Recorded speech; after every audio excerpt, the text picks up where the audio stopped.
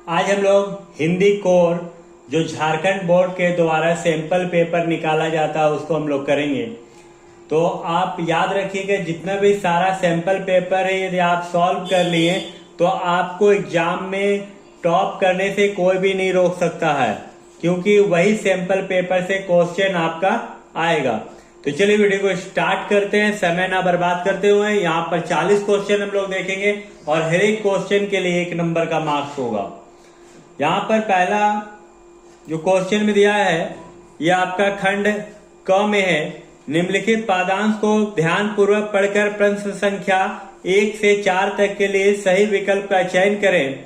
यहाँ लिखा फिर से नहीं आता समय जो एक बार चला गया, जग में कहो बाधा रहित कब कौन काम हुआ भला, बहती नदी सूखे अगर उस पार में उसके चलूं, इस सोच में बैठा पुलिन पर पार जा सकता भला, किस रीति से काम कब करना बना कर योजना, मन में लिए आशा प्रबल दृढ़ जो वही बढ़ पाएगा, उसको मिलेगा तेज बल अनुकूलता सब ओर से, कर्म योगी वीर अनुपम साहसी सुख पाएगा।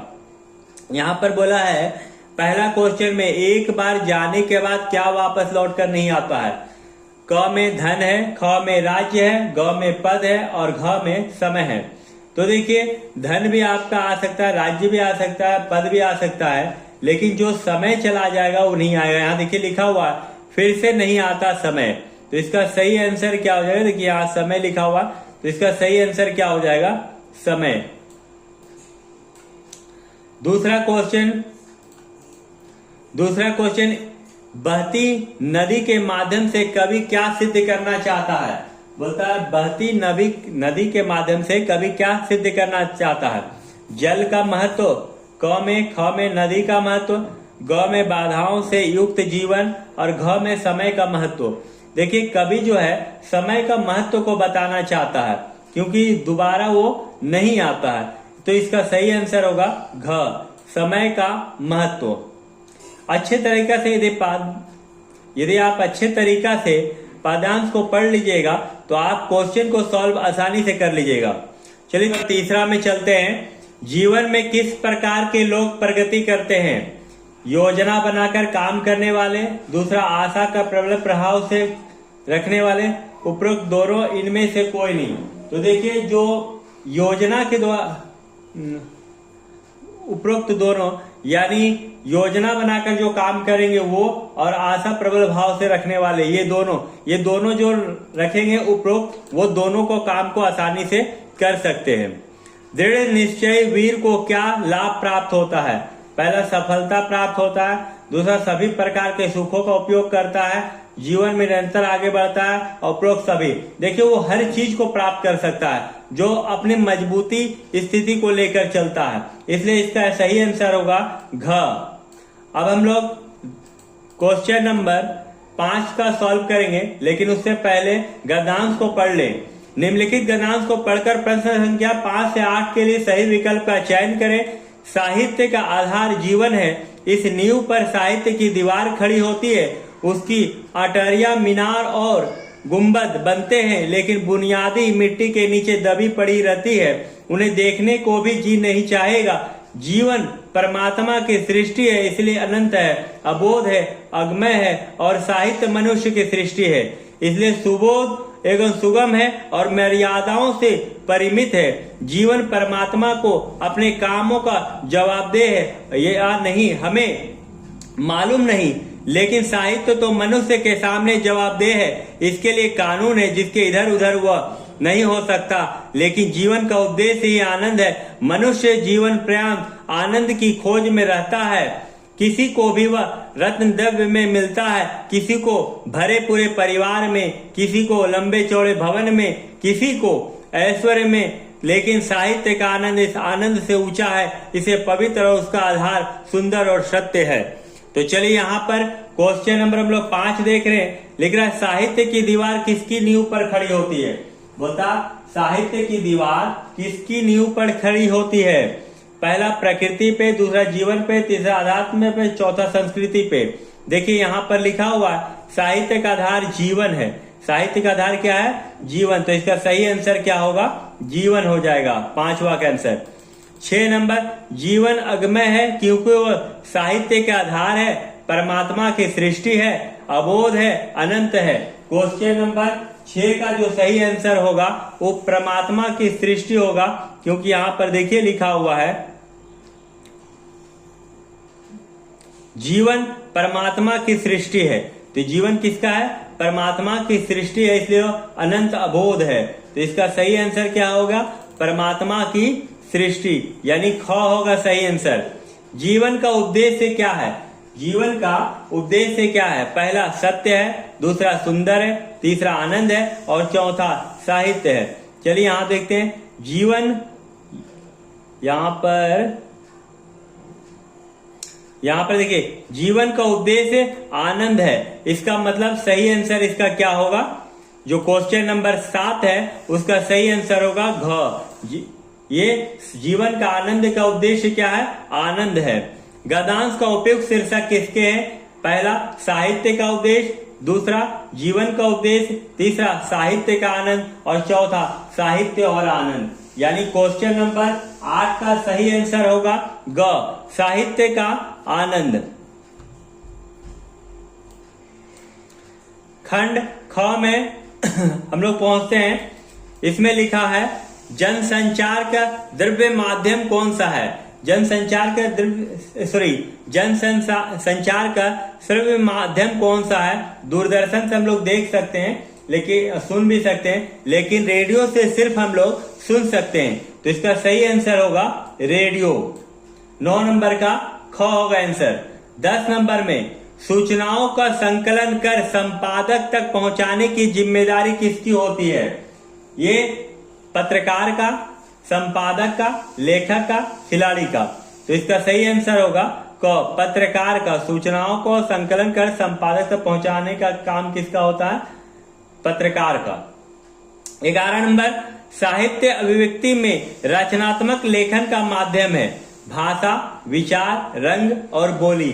तो 11 नंबर का सही होगा भाषा।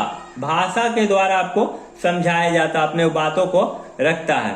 तो इसका सही आंसर होगा ख, भाषा। 12 नंबर, नाटक विद्या है श्रव्य का, दृश्य का, दृश्यव्य का, इनमें से कोई नहीं। तो क्वेश्चन नंबर 12 का सही आंसर होगा द्रव्य श्रव्य का, यानी आपका ग। आमतौर पर कार्यालय पत्र को क्या कहते हैं? औपचारिक पत्र, अनौपचारिक पत्र, संपादकीय, प्रतिवेदन। तो इसका सही आंसर होगा 13 नंबर का घ, यानी प्रतिवेदन। क्वेश्चन नंबर 14 में बोल रहा वर्तमान समय में जनता तक पहुंचाने वाले समाचार पत्र यानी समाचार कहां से प्राप्त होते हैं? समाचार समितियों द्वारा, ख में इंटरनेट द्वारा, प्रेस विज्ञप्तियों द्वारा, इन सभी के द्वारा। तो इसका सही आंसर होगा इन सभी द्वारा। 15 नंबर, फीचर लेखन में कितने आयाम होते हैं? 4, 3, 2, 1। सही आंसर होगा ख, 2 आयाम होते हैं। 16 नंबर, नोटिस का हिंदी रूप क्या है? सूचना, संदेश, टिप्पणी, ज्ञापन। यानी 16 नंबर का सही आंसर होगा सूचना। नोटिस को हम लोग हिंदी में सूचना कहते हैं। क्वेश्चन नंबर 17, पत्राचार किसकी अभिव्यक्ति का सरल तरीका है? वैसनों का, विचारों का, संकेतों का, इन सभी का। तो क्वेश्चन नंबर 17 का जो होगा सही आंसर 17 का संकेतों का होगा। विचारों का भी हो सकता है और वैसनों का, इन सभी का। ये इन सभी आंसर होगा क्वेश्चन नंबर 17 का, ये सही है। 18 नंबर, वह हिंदी जिसका प्रयोग दैनिक व्यवहार, वाणिज्य, पत्राचार, प्रशासन, व्यापार, चिकित्सा, योग, संगीत, विज्ञान, प्रौद्योगिकी आदि क्षेत्रों में होता है उसे क्या कहते हैं? पहला आधुनिक हिंदी, दूसरा व्यापारिक हिंदी, तीसरा कार्यालय हिंदी, चौथा इनमें से कोई नहीं। तो इसका सही आंसर होगा 18 का ए, यानी आधुनिक हिंदी। 18 का ए क होगा।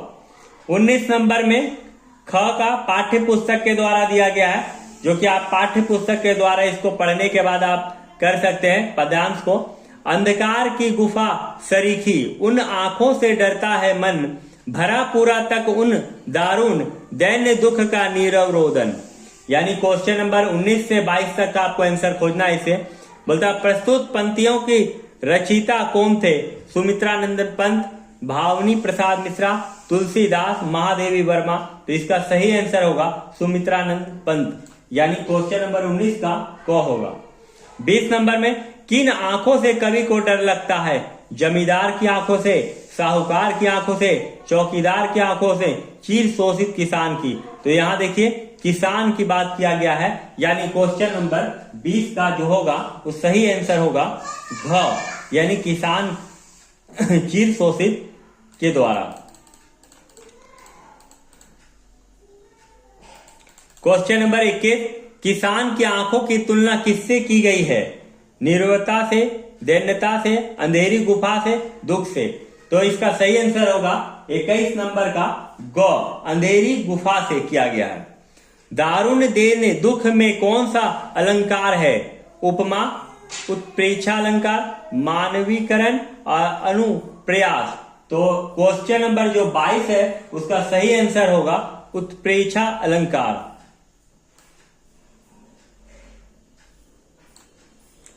निम्नलिखित प्रश्नों के सही विकल्प का चयन करें। ये आपका किताब का दिया हुआ है, ध्यान से सुनिएगा, समझिएगा। मीरा को विष का प्याला किसने भेजा? क में पिता, ख में राणा, ग में पति और घ में सखी। तो 23 नंबर का जो सही आंसर होगा वो ख होगा, यानी राणा ने भेजा था। 24 नंबर का क्वेश्चन, रो पड़े होंगे बराबर पांचवें का नाम लेकर पंक्ति में पांचवा कौन है? पहला पिता है, दूसरा कवि है, तीसरा भाई है और चौथा बहन है। तो क्वेश्चन नंबर जो 24 है उसका सही आंसर होगा ख, यानी कवि। क्वेश्चन नंबर 25, चंपा अपने वालम को कहां कभी ना जाने देने हेतु कहती है? बंबई, कलकत्ता, मद्रास, कानपुर। तो इसका सही आंसर होगा ख, कलकत्ता नहीं जाने देने चाहती है। 26 नंबर में कावित्री निर्मला पुतुल ने क्या बचाने का आह्वान किया है? थोड़ा सा विश्वास, थोड़ी सी उम्मीद, थोड़े से सपने, ये सभी। तो इसका सही आंसर होगा ये सभी को बचाने के लिए आह्वान किया गया था। 27 नंबर क्वेश्चन, पीपर पाथर पूजन लागे तीर्थ गर्भ भुलाना पंक्ति में कौन सा अलंकार है? उपमा है, उत्प्रेक्षा है, रूपक है और अनुप्रयास है। तो क्वेश्चन नंबर 27 का जो सही आंसर होगा उत्प्रेक्षा होगा, यानी ख होगा। निम्नलिखित गद्यांश को ध्यानपूर्वक पढ़कर प्रश्न संख्या 28 से 31 के लिए सही विकल्प का चयन कीजिए।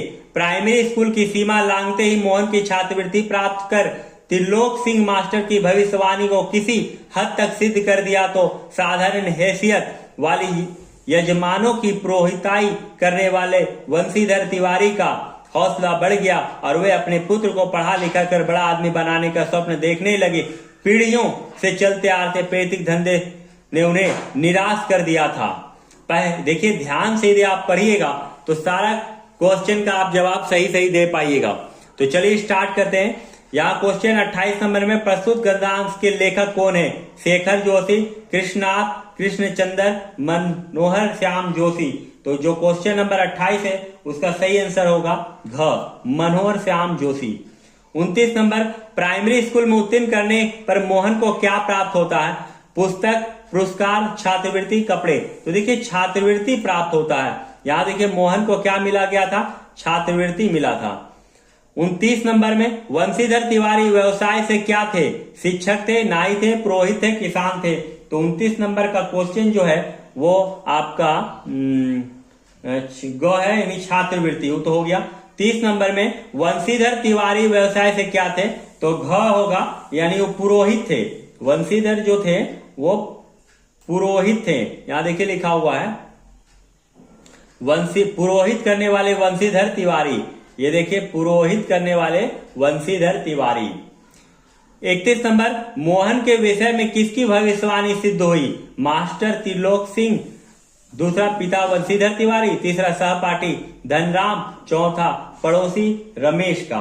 तो यहाँ 31 नंबर का जो क्वेश्चन है उसका सही आंसर है मास्टर त्रिलोक सिंह, यानी क्वेश्चन जो है वो आपका क है। यहां देखिए त्रिलोक मास्टर सिंह भविष्यवाणी को किसी हद तक सिद्ध कर दिखाया। अब क्वेश्चन नंबर हम लोग आते हैं, आगे बढ़ते हैं। वीडियो को शेयर कर दीजिएगा, लाइक कर दीजिएगा। निम्नलिखित प्रश्नों के सही विकल्प का चयन कीजिए। मियां नसरुद्दीन को कौन सा इल्म अपने वालिद उस्ताद से प्राप्त हुआ था? खानसामा, हलवाई, नान बाई और संगीतकार। क्वेश्चन नंबर 32 का सही आंसर होगा नान बाई। नादिर शाह ने, क्वेश्चन 33, नादिर शाह ने दिल्ली में कत्लेआम के समय किसके अनुरोध पर कत्लेआम रोक दिया? पहला सिकंदर, दूसरा आसिफ जा, तीसरा शाहजहां, चौथा पोरस। तो इसका सही आंसर होगा 33 का ख, यानी आसिफ जा। 34 नंबर, मोहन के पैर अनायास किस टोले की ओर मुड़ गए? शिल्पकार, चित्रकार, संगीतकार, मूर्तिकार। तो क्वेश्चन नंबर 34 का जो सही आंसर होगा वो घ होगा, मूर्तिकार। 35 नंबर, किस पाठ में भारतीय शासन तंत्र पर उसकी कमजोरियों पर चोट किया जाता है? भारत माता पर, जामुन का पेड़ पर, गलत लोहा पर, स्पीति में बारिश पर। तो क्वेश्चन नंबर 35 का सही आंसर होगा ख, यानी जामुन का पेड़ पर।